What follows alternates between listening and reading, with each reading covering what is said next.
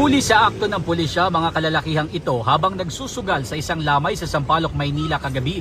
Ang mga nahuli, kamag-anak daw pala mismo ng namatay.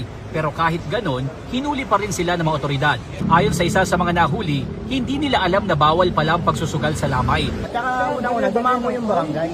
Dapat sinabihan kami na bawal. Kung ba alam namin bawal pala kahit may lamay, may patay.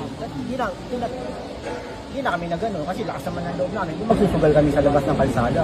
Wala pong sinabi sa batas ng PD 1602 na kapag may lamay ay pwede kang magsugal kahit obstruction ka sa daanan. Nire-respeto po namin yung namatayan, family ng namatayan at ang amin po ay nagpapatupad lang po ng aming tungkulin bilang isang tagapagpatupad ng batas.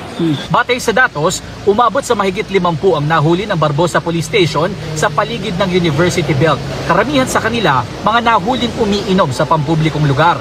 Napakahalaga ang ganitong operasyon dito sa, lalo na dito sa UBERT kasi dito ang sentro ng universities, mga students na kung saan naglalakad-lakad lang at hindi sila kinakabahan na baka mayroon na namang makursyonadahan o di kay ma-hold up o mapagsamantalahan dahil ang mga estudyante ay dito lang din naglalakad-lakad at paikot-ikot dito sa University Belt.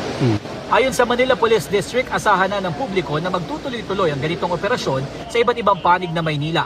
Tuloy-tuloy po yung effort ng ating kapulisan dito sa Manila Police District para at least mabawasan po natin yung mga krimen na nangyayari dito kung meron man.